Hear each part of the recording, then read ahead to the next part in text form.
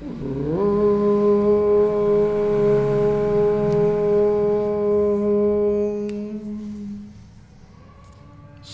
ಗುರು ಬಸವಲಿಂಗಾಯ ನಮಃ. ಈ ದಿನ ಜೇಡರ ದಾಸಿಮಯ್ಯನವರ ಒಂದು ವಚನವನ್ನು ನಾವು ನೋಡೋಣ. ಅಡಗಿನೊಳಗಣ ಹಾಲು ಅಡಗಿಪ್ಪ ಭೇದವನು, ಅಡಗಿನೊಳಗಣ ಹಾಲು ಅಡಗಿಪ್ಪ ಭೇದವನು, ಬೆಡಗಪ್ಪ ತುಪ್ಪದ ಕಂಪಿನ ಪರಿಯಂತೆ, ಬೆಡಗಪ್ಪ ತುಪ್ಪದ ಕಂಪಿನ ಪರಿಯಂತೆ, ಎಲೆ ಮೃಡನೆ ನೀನು ಪ್ರಾಣ ಪ್ರಕೃತಿಗಳೊಳಗೆ ಅಡಗಿದ ಭೇದವ, ಎಲೆ ಮೃಡನೆ ನೀನು ಪ್ರಾಣ ಪ್ರಕೃತಿಗಳೊಡಗಿದ ಭೇದವ, ಲೋಕದ ಜಡರತ್ತ ಬಲ್ಲರೈ ರಾಮನಾಥ, ಲೋಕದ ಜಡರತ್ತ ಬಲ್ಲರೈ ರಾಮನಾಥ. ಇಲ್ಲಿ ಜೇಡರ ದಾಸಿಮಯ್ಯನವರು ಏನು ಹೇಳ್ತಾರೆ ಅಂದರೆ, ಸೃಷ್ಟಿಕರ್ತ ಪರಮಾತ್ಮ ಹೇಗಿದ್ದಾನೆ, ಯಾವ ರೀತಿ ಇದ್ದಾನೆ ಅನ್ನೋದನ್ನು ಇಲ್ಲಿ ಒಂದು ದೃಷ್ಟಾಂತದ ಮೂಲಕ ನಮಗೆ ತಿಳಿಪಡಿಸ್ತಾ ಇದ್ದಾರೆ. ಅಡಗಿನೊಳಗಣ ಹಾಲು ಅಡಗಿಪ್ಪ ಭೇದವನು ಅಂದರೆ, ಒಂದು ಹಸುವಿನಲ್ಲಿ ಅಥವಾ ಒಂದು ಯಾವುದೇ ಒಂದು ಪ್ರಾಣಿ, ಎಮ್ಮೆ ಇರ್ಬೋದು, ಹಸು ಇರ್ಬೋದು, ಹಾಲು ಕೊಡುವಂತಹ ಇದ್ದಾಗ ಅದರಲ್ಲಿ ಒಳಗಡೆ ಅದು ಹಾಲು ಇರ್ತತಿ. ಆದರೆ ಆ ಹಾಲು ಎಲ್ಲಿರದೆ, ಅದು ಹೇಗಿದೆ ಅಂತ ಹೇಳಿ ಅದು ನೋಡೋದಕ್ಕೆ, ಅದು ಭೇದವನ್ನು ಅರಿಯೋದಕ್ಕೆ ಸಾಧ್ಯವಾಗೋದಿಲ್ಲ. ಹಾಗಾದರೆ ಆ ಹಾಲು ಪ್ರಕಟವಾಗಬೇಕಾಗಿತ್ತು ಅಂದರೆ ಅದು ಕೆಚ್ಚಲೊಳಗೆ ಮಾತ್ರ ಅದು ಪ್ರಕಟ ಆಗ್ತದೆ. ಹಾಗೆ ಅಲ್ಲಿ ಕೆಚ್ಚಲೊಳಗೆ ಹಾಲಿದೆ ಅಂತ ಹೇಳಿ ತಿಳ್ಕೊಂಡು ಆ ಕೆಚ್ಚಲನ್ನು ಕೊಯ್ದರೆ ಹಾಲು ಬರ್ತದನೋ ಅಲ್ಲೇ ರಕ್ತ ಬರ್ತದೆ. ಆದರೆ ಆ ಆಕಳನ್ನು ಆ ಕೆಚ್ಚಲಿಂದ ನಾವು ಹಿಂಡಿದಾಗ ಅಲ್ಲಿ ಹಾಲು ಪ್ರಕಟ ಆಗ್ತದೆ. ಆದರೆ ಆ ಆಕಳಿನ ಮೈಯೆಲ್ಲ ಹಾಲು ತುಂಬಿದ್ರೂ ಸಹಿತ ಅದು ಪ್ರಕಟ ಆಗೋದಲ್ಲಿ ಕೆಚ್ಚಲೊಳಗೆ. ಹಾಗೆ ಅದು ಒಂದು ಆ ಭೇದವನ್ನು ಅರಿಯೋದಕ್ಕೆ ನಮಗೆ ಸಾಧ್ಯವಿಲ್ಲ ಅಂತ ಹೇಳ್ತಾರೆ. ಹಾಗೆ ಮುಂದೆ ಏನು ಹೇಳ್ತಾರೆ, ಒಂದು ಬೆಡಗಪ್ಪ ತುಪ್ಪದ ಕಂಪಿನ ಪರಿಯಂತೆ, ಮತ್ತು ಆ ಹಾಲಿನೊಳಗೆ ತುಪ್ಪ ಇರ್ತದೆ. ಆದರೆ ಆ ತುಪ್ಪ ಅದರ ಕಂಪು ಇರ್ತದೆ. ತುಪ್ಪವನ್ನು ಕಾಸಿದಾಗ ಒಂದು ಕಂಪು, ಒಂದು ವಾಸನೆ ಬರ್ತದೆ, ಅದಕ್ಕೆ ಮತ್ತು ಬೇರೆಯಾದ ಒಂದು ರುಚಿ ಬರ್ತದೆ. ಆದರೆ ಅದರೊಳಗೆ ಇದೆ ಅನ್ನೋದನ್ನು ನಮಗೆ ಗೊತ್ತಿದ್ದರೂ ಸಹಿತ ಆ ತುಪ್ಪವನ್ನು ಅದರಲ್ಲಿ ಕಾಣೋದಕ್ಕೆ ಬರೋದಿಲ್ಲ. ಅದಕ್ಕೆ ಅಲ್ಲಿ ಕೆಲವು ಕ್ರಿಯೆಗಳನ್ನು ನಾವು ಮಾಡಬೇಕಾಗ್ತೈತಿ. ಆ ಹಾಲನ್ನು ಕಾಸಬೇಕಾಗ್ತೈತಿ, ಮುಂದೆ ಅದನ್ನು ಹೆಪ್ಪು ಹಾಕಬೇಕಾಗ್ತೈತಿ, ಮುಂದೆ ಆ ಹೆಪ್ಪು ಹಾಕಿದಂಥ ಮೊಸರನ್ನು ಕಡಿಬೇಕಾಗ್ತೈತಿ, ಕಡಿದ ಮೇಲೆ ಬಂದಂಥ ಬೆಣ್ಣೆಯನ್ನು ಕಾಸಬೇಕಾಗ್ತೈತಿ. ಹೀಗೆ ಅನೇಕ ಅಲ್ಲಿ ಪ್ರಕ್ರಿಯೆಗಳು ಅಲ್ಲಿ ನಡೀತಾ ಇದ್ದಾಗ ಮಾತ್ರ ಆ ಹಾಲಿನೊಳಗೆ ಏನು ತುಪ್ಪ ಇದೆ, ಕಂಪಾದ ತುಪ್ಪ, ಅವಾಗ ಅದು ನಮಗೆ ದೊರೀತಾ ಇದೆ. ಹಾಗೆ ಇಲ್ಲಿ ಮುಂದೆ ಏನು ಹೇಳ್ತಿದ್ದಾರೆ ಅವರು ಅಂದ್ರೆ, ಎಲೆ ಮೃಡನೆ ಅಂದರೆ ಆ ಸೃಷ್ಟಿಕರ್ತ ಪರಮಾತ್ಮಗೆ ಹೇಳ್ತಾನೆ, ಓ ದೇವರೇ, ನೀನು ಪ್ರಾಣ ಪ್ರಕೃತಿಯೊಳಗಿದ ಭೇದವನು. ಅಂದರೆ ಆ ಸೃಷ್ಟಿಕರ್ತ ಪರಮಾತ್ಮ ನಮ್ಮ ಪ್ರಾಣದಲ್ಲಿ ಮತ್ತು ಈ ಪ್ರಕೃತಿಯಲ್ಲಿ ಆತ ಏನಾಗಿದ್ದಾನೆ ಅಂದರೆ, ಈ ಪ್ರಕೃತಿಯಲ್ಲಿ ಓತಪ್ರೋತವಾಗಿ ತುಂಬಿಕೊಂಡಿದ್ದಾನೆ. ಜಗದಗಲಾಗಿದ್ದಾನೆ, ಮುಗಿಲಗಲಾಗಿದ್ದಾನೆ, ಮಿಗೆಯಗಲಾಗಿದ್ದಾನೆ, ಅಪ್ರಮಾಣ ಆಗಿದ್ದಾನೆ, ಅಗಮ್ಯ ಅಗೋಚರವಾಗಿದ್ದಾನೆ ಅವ. ಹಾಗೆ ಅಂತಹ ಒಂದು ಪರಮಾತ್ಮ ಅಲ್ಲಿ ಹೇಗೆ ಓತಪ್ರೋತವಾಗಿ ತುಂಬಿಕೊಂಡಿದ್ದಾನೆ, ನಮ್ಮಲ್ಲಿಯೂ ಸಹಿತ ಒಂದು ಪ್ರಾಣನ ರೂಪದಲ್ಲಿ ಆತ ತುಂಬಿಕೊಂಡಿದ್ದಾನೆ.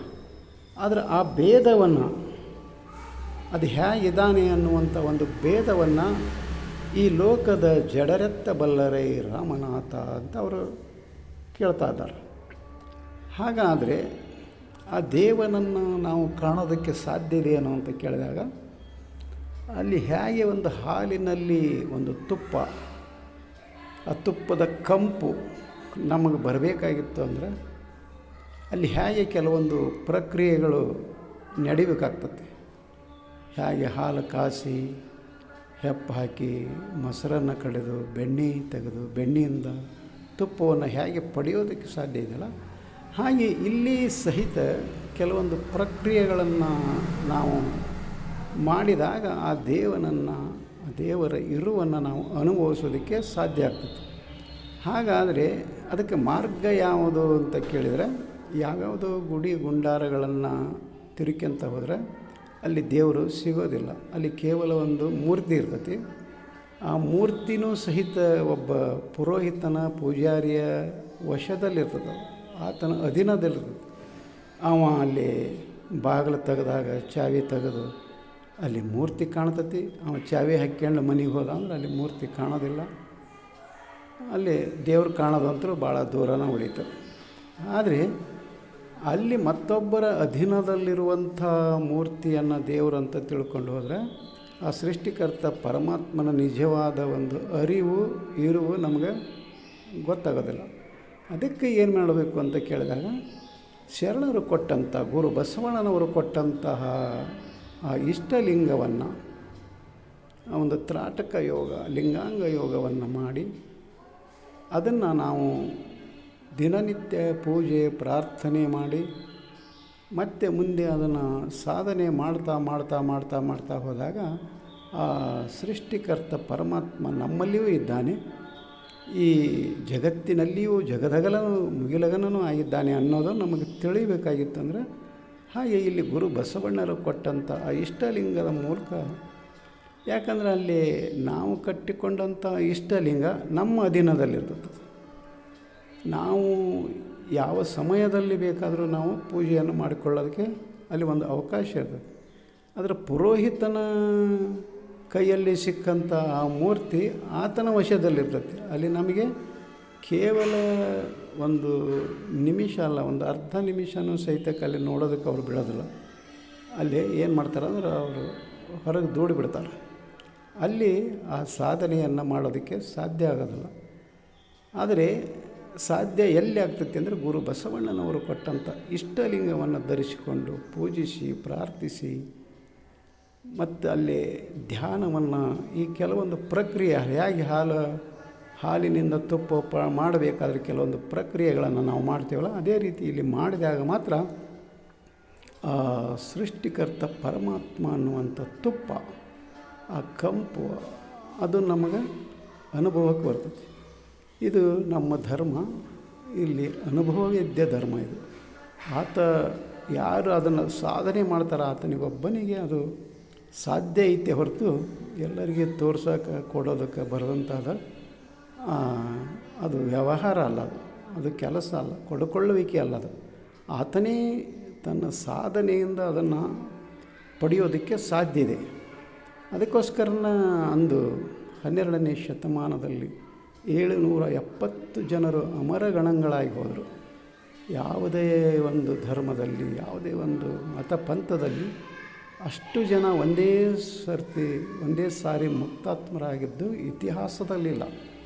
ಅದಕ್ಕೋಸ್ಕರ ಇಲ್ಲಿ ಜೇಡರ ದಾಸಿಮಯ್ಯನವರು ಏನು ಹೇಳ್ತಿದ್ದಾರೆ ಅಂದರೆ, ಪ್ರಾಣ ಮತ್ತು ಪ್ರಕೃತಿಯೊಳಗೆ ತುಂಬಿದಂಥ ಆ ದೇವನನ್ನು ಅರಿಬೇಕಾಗಿತ್ತು ಅಂದರೆ ಮತ್ತೆ ಅಲ್ಲೇ ಏನು ಮಾಡಬೇಕಂದ್ರೆ, ಗುರು ಬಸವಣ್ಣನವರು ಕೊಟ್ಟಂಥ ಇಷ್ಟಲಿಂಗವನ್ನು ಕಟ್ಟಿಕೊಂಡು ಅವರು ಗುರು ಏನು ಹೇಳಿದ್ದಾರೆ ಆ ರೀತಿ ಆ ಪ್ರಕ್ರಿಯೆಗಳನ್ನು ಮಾಡ್ತಾ ಹೋದಾಗ ಆ ದೇವನ ಒಂದು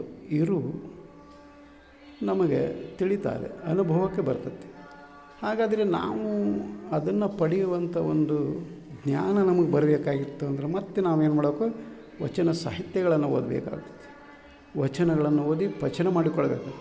ಆವಾಗ ಮಾತ್ರ ಅಂತಹ ಒಂದು ಜ್ಞಾನ ನಮಗೆ ಪ್ರಾಪ್ತಿಯಾಗ್ತದೆ. ಅದಕ್ಕೋಸ್ಕರ ವಚನಗಳನ್ನು ಓದೋಣ, ಪಚನ ಮಾಡಿಕೊಳ್ಳೋಣ ಅಂತ ಹೇಳುತ್ತಾ ಈ ವಚನಕ್ಕೆ ವಿರಾಮ ಕೊಡ್ತಾ ಇದ್ದೇನೆ. ಶರಣಾರ್ಥಿ.